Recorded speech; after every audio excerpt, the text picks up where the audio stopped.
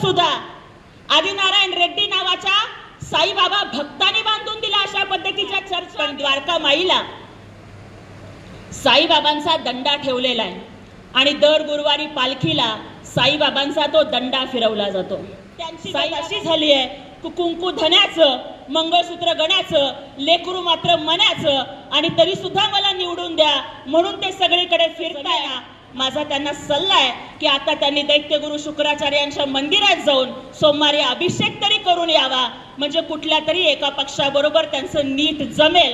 असं आलं नाही तर पाण्यापासून दिवे लावण्याचा चमत्कार ज्या साईबाबांनी केला, आज त्याच साईबाबांच्या भूमीमध्ये साईबाबांच्या दिव्यामधलं तूप सुद्धा चोरून खाण्याचे धंदे ज्या माणसांनी की रुतबा मेरे सर को तेरे संविधान से मिला है, रुतबा मेरे सर को तेरे संविधान से मिला है, यह अधिकार भी मुझे बाबा तेरे संविधान से मिला है. आम्ही त्यांना विखे पाटील नाही तर शब्दांचे पक्के पाटील म्हणून ओळखतो. अशा बगावत करने के लिए तो कलेजा चाहिए, तलवे चाटने वालों के लिए सिर्फ जीभ काफी होती है. तर आज साईबाबांच्या या नगरीमध्ये बोलत असताना खूप आनंद होतोय, कारण गुड़ से मीठा साई का नाम है, गुड़ से मीठा साई का नाम है, सबसे पावन शिरडी का ये धाम है. बसा लो साई को अपने मन मंदिर में, बसा लो साई को अपने मन मंदिर में, क्योंकि साई बाबा से ही चलता हमारा हर काम है. अशा पद्धतीची भक्ती केवळ या जिल्ह्यातला, महाराष्ट्रातला नव्हे, या देशातला नव्हे, तर संपूर्ण जगातले भाविक हे साईबाबांच्या वरती ठेवतात. आज आपण बघतोय की महायुती ही प्रमुख 3 पक्षांची मिळून बनलेली आहे. आपल्या भारतीय संस्कृतीमध्ये 3 या आकड्याला खूप महत्व आहे. आपल्याकडे 3 देव आहेत, त्रिदेव, ब्रह्मा, विष्णू आणि महेश. आपल्याकडे 3 लोक आहेत, पृथ्वी, स्वर्ग आणि नरक. आपल्याकडे 3 काळ आहेत, वर्तमान काळ, भूतकाळ आणि भविष्यकाळ. आपल्याकडे 3 ऋतू आहेत, उन्हाळा, हिवाळा आणि पावसाळा. अगदी त्याच पद्धतीने जर आपण बघितलं तर आज शंकररावजी काळे साहेबांची 103वी जयंती आहे, तिथंही 3 आहे. सन्माननीय नरेंद्रजी मोदी साहेब यांच्या पंतप्रधान पदाची ही 3री वेळ असणार आहे, तिथंही 3 आहे. आदरणीय सदाशिवरावजी लोखंडे साहेब याआधी 3 वेळा आमदार राहिलेले आहेत आणि आता ते 3ऱ्यांदा खासदारकीला निवडून जाणार आहेत. त्यामुळं मला वाटतं की त्यांचा विजय होऊन हॅट्रिक होणार याच्यामध्ये अजिबातच काही शंका नाहीये. आज या ठिकाणी 300-350 किलोमीटरचा प्रवास करून सोलापूर सारख्या दुष्काळी भागातून शिवसेनेची प्रवक्ता म्हणून तुमच्या समोर बोलत असताना तुमच्या जिल्ह्याच्या सुपुत्रानं सोलापूरचे पालकमंत्री म्हणून काम करताना जे योगदान दिलं याबद्दल शेकडो किलोमीटर दूर येऊन सोलापूरच्या 12 लाख नागरिकांच्या वतीनं माननीय राधाकृष्णजी विखे पाटील साहेब यांचं मनापासून आभार मानायचं आहे. कारण एका जिल्ह्यापुरतं मर्यादित होऊन नव्हे तर राज्याचं विजनरी नेतृत्व कसं असतं हे सोलापूरचे पालकमंत्री म्हणून काम करताना आदरणीय विखे पाटील साहेबांनी दाखवलं. म्हणूनच आज जरी आदरणीय दादा पालकमंत्री नसले तरीही सोलापूरकर त्यांची आठवण करतात की दिलेला शब्द पाळणं ही विखे पाटील साहेबांची खासियत. म्हणून आम्ही त्यांना विखे पाटील नाही तर शब्दांचे पक्के पाटील म्हणून ओळखतो. अशा पद्धतीनं त्यांनी या राज्याच्या विकासामध्ये योगदान दिलेलं आहे. आदरणीय आशुतोष दादा काळे यांचं मला अभिनंदन करायचंय, कारण येत असतानाच सगळीकडं त्यांच्या नेतृत्वाखाली भारतीय राज्यघटनेचे शिल्पकार विश्वभूषण महामानव भारतरत्न डॉक्टर बाबासाहेब आंबेडकर यांच्या जयंतीचे बॅनर आम्हाला पाहायला मिळाले. जयंती अजून 5-10 दिवस जरी लांब असली तरी सुद्धा सामाजिक समता काय असते आणि एखाद्या आमदारानं आपल्या मतदारसंघातल्या सर्व समाज घटकांना घेऊन कसं चालावं याचा आदर्श त्या बॅनरच्या माध्यमातून मला दिसला.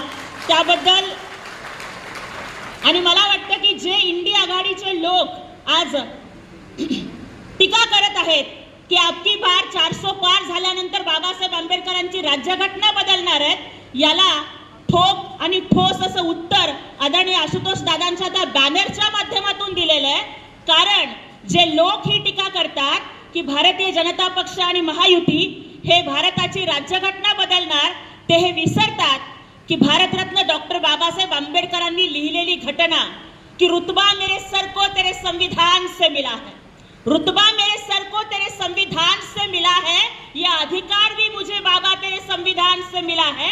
औरों को जो मिला है वो नसीब से मिला है, लेकिन मुझको तो मेरा मुकद्दर भी बाबा साहेब के संविधान से मिला है।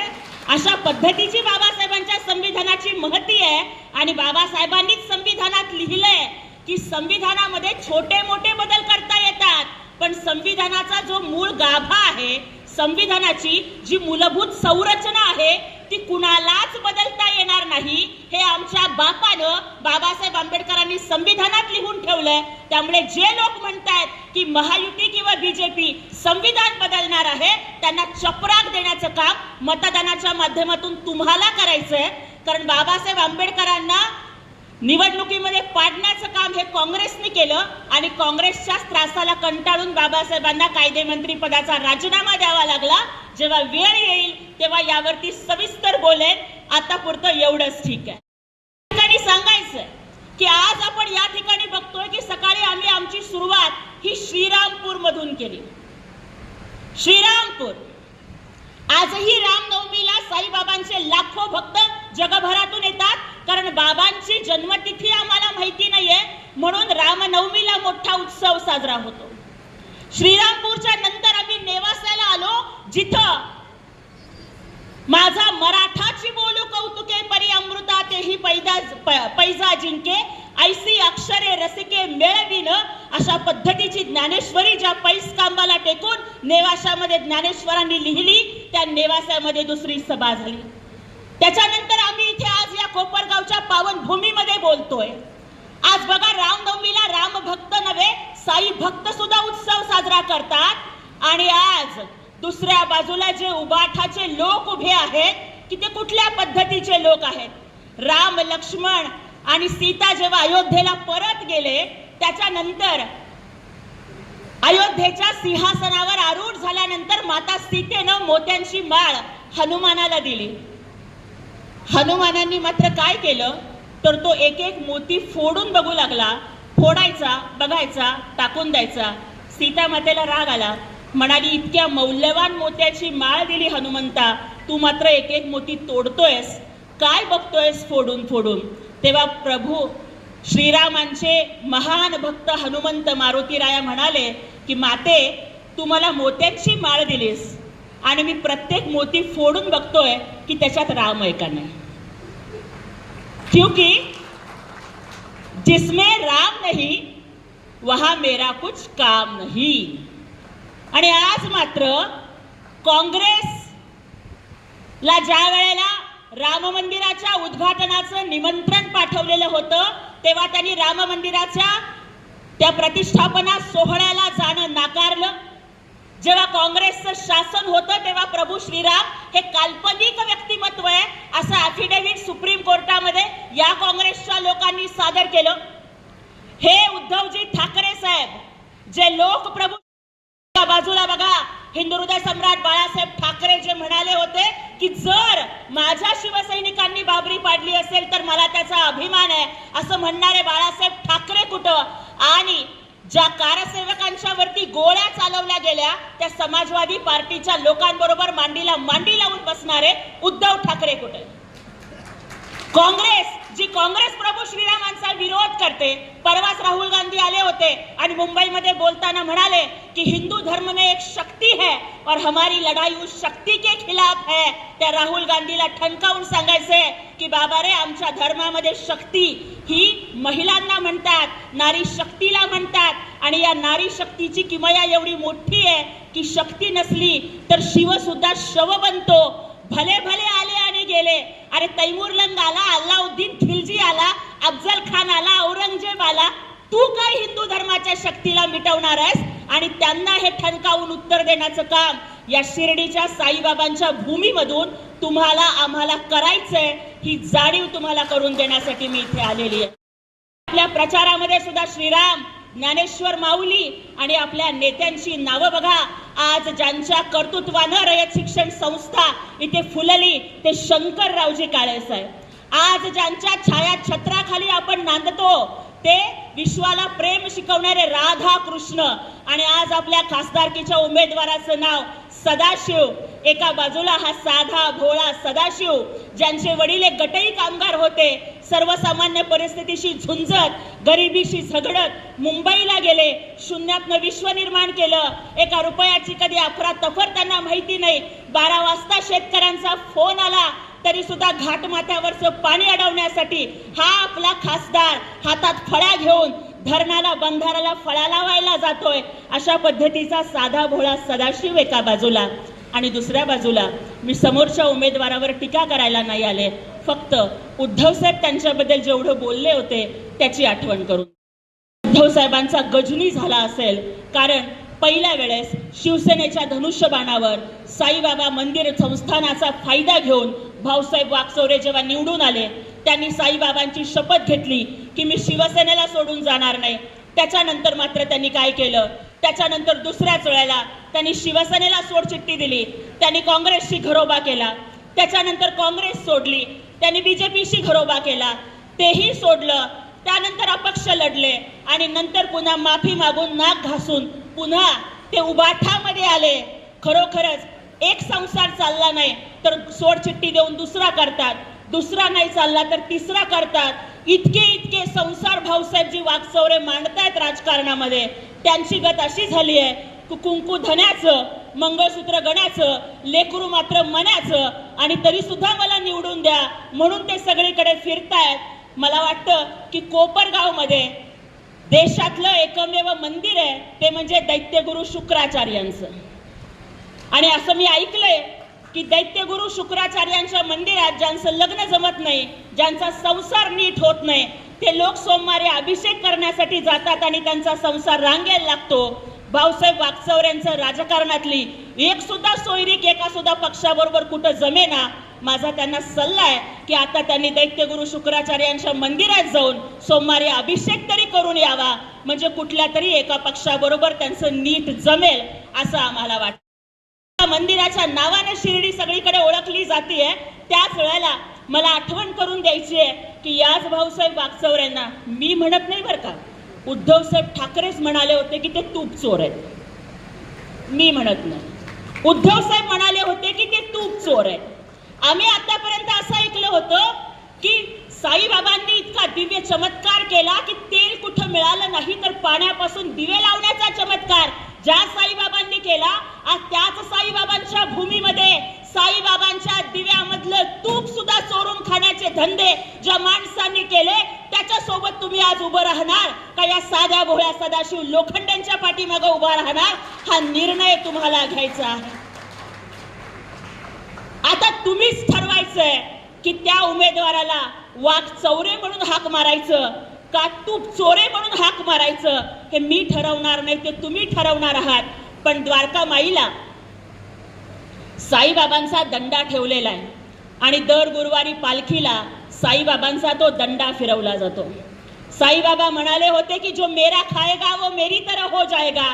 साईबाबा फकीर होते आणि एका फकीराचा पैसा ज्यांनी खाल्ला की आज सुद्धा मंदिरामध्ये लोकांना आज सोडून ज्यांची घरं चालतायत, ज्या उमेदवाराची की ज्यांचं घर सुद्धा आदिनारायण रेड्डी नावाच्या साईबाबा भक्तांनी बांधून दिला, अशा पद्धतीच्या चर्चा आम्ही ऐकतोय. ज्यांची गाडी सुद्धा त्या रेड्डीने घेऊन दिलो, अशा पद्धतीची चर्चा लोकांमध्ये. आणि आज सुद्धा त्यांच्या गाडीचं टायर सुद्धा पंक्चर झालं तर ते टायर सुद्धा रेड्डीच बदलून देतात, अशा पद्धतीच्या चर्चा लोक करतायत. त्या उमेदवाराच्या पाठीमागे उभं राहायचं का प्रामाणिकपणानं आपला उद्योगधंदा करून सुद्धा लोकांच्या सेवेसाठी झटणाऱ्यांच्या पाठीमागे उभं राहायचं? हा निर्णय तुम्हाला घ्यायचा आहे. पालखीमध्ये ज्यावेळेस साईबाबांचा दंडा फिरतो तेव्हा भल्याभल्यांच्या होत्याचं नव्हतं होतं. आणि मला तर असंच वाटतंय की तो साईबाबांचा दंडाच वाकचौऱ्यांच्या वरती फिरतोय. त्यामुळे जेव्हापासून ते खोटं बोलले, बाबांची खोटी शपथ घेतली, तूप चोरीमध्ये अडकले, तेव्हापासून प्रत्येक निवडणुकीमध्ये त्यांना अपयश येतंय. हा बाबांचा दंडा त्यांच्यावरती फिरतोय आणि म्हणून आपल्याला सगळ्यांना त्यांच्यापासून सावध राहायचं. आज बघा ही भूमी, ही पुण्यश्लोक अहिल्यादेवी होळकर नगर हे नामकरण महायुतीनं केलं. ही जशी साईबाबांची भूमी तशीच ही शनेश्वराची भूमी. नीलांजन समाभासम रविपुत्रम यमाग्रजम छाया मार्तंडम संभूतम त्वम नमामि शनेश्वरम. या शनेश्वराच्या नगरीमध्ये चोरी अजिबात चालत नाही. इथं अजून दरवाजाला सुद्धा लोक कुलप लावत नाही शनी शिंगणापूरमध्ये. तिथं अशा चोरांना शनी महाराजच आपल्या पंचक्रोशीमध्ये टिकू देणार नाहीत याची आम्हाला पूर्णपणानं खात्री वाटते. मला तुम्हाला सगळ्यांना या ठिकाणी एक आवाहन करायचं की माझ्या भावांनो आणि बहिणींनो, ही निवडणूक प्रचंड वेगळी आहे. या निवडणुकीमध्ये सन्माननीय मुख्यमंत्री एकनाथजी शिंदे साहेब, उपमुख्यमंत्री देवेंद्रजी फडणवीस साहेब, उपमुख्यमंत्री अजितदादा पवार साहेबांच्या नेतृत्वाखाली हा महाराष्ट्र छत्रपती शिवरायांच्या स्वाभिमानासाठी लढतोय. हा महाराष्ट्र डॉक्टर बाबासाहेब आंबेडकरांच्या संविधानासाठी लढतोय. हा महाराष्ट्र पुण्यश्लोक अहिल्यादेवी होळकरांच्या अस्तित्वासाठी लढतोय. म्हणून तरी इतकी वर्ष सत्ता असून सुद्धा जे नामकरण कुणाला करता आलं नाही ते आपल्या शासनानं केलं आणि अहमदनगरचं पुण्यश्लोक अहिल्यादेवी होळकर नगर झालं. 550 वर्षानंतर प्रभू रामलल्ला अयोध्येमध्ये विराजमान होत आहेत आणि आज आपण बघतोय की 370 कलम जे हिंदू हृदय सम्राट बाळासाहेब ठाकरेंना हटवायचं होतं ती स्वप्नपूर्ती मोदी साहेबांनी केली. आज आपण बघतोय की जे राम मंदिर बांधायचं स्वप्न बाळासाहेबांचं होतं ती पूर्तता मोदी साहेबांनी केली. आणि दुसऱ्या बाजूला महाराष्ट्रामध्ये एकनाथभाई शिंदेच्या नेतृत्वाखाली जेव्हा 40 आमदारांचं बंड झालं, मला ठणकावून सांगायचंय की ते बंड कुठल्या सत्तेसाठी नव्हतं, ते बंड कुठल्या मंत्रीपदाच्या खुर्चीसाठी नव्हतं, ते बंड कुठल्या मुख्यमंत्री पदाच्या खुर्चीसाठी नव्हतं. दिवसा डवळ्या जेव्हा बाळासाहेबांच्याच रक्तमासाचा पुत्र बाळासाहेबांचं हिंदुत्व लाचारीनं विकत होता त्या विरोधात झपेटलेला तो वणवा होता. म्हणून लक्षात ठेवा कि बगावत करने के लिए तो कलेजा चाहिए, बगावत करने के लिए तो कलेजा चाहिए, तलवे चाटने वालों के लिए सिर्फ जीभ काफी होती है.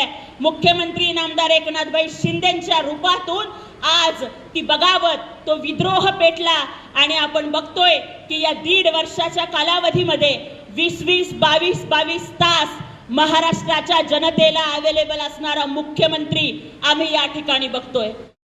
50% एसटी मधली भाडे माफ झाली.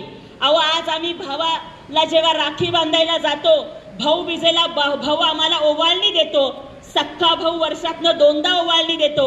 एसटी मध्ये बसल्यावर प्रत्येक वेळेला तिकीट काढलं की एकनाथ शिंदे नावाचा माझा मुख्यमंत्री भाऊ महाराष्ट्रातल्या प्रत्येक बहिणीला 50% एसटी भाडे माफीची ओवाळणी देतो. हे नातं या महायुती शासनानं जोडलंय. 75 वर्षापेक्षा पुढे असलेल्या लोकांना एसटीतली पूर्ण भाडे माफ झालेली आहे. 65 वर्षाच्या पुढे वयोश्री योजना 3000 रुपये 65 वर्षाच्या वरच्या लोकांना मिळणार आहेत. लेक माझी लाडकी भाग्यश्री ₹1,00,000 प्रत्येक लेकीला मिळणार. प्रतिनिधी प्रशांत अग्रवालसह सुवर्णा ताकटे, साई न्यूज शिर्डी.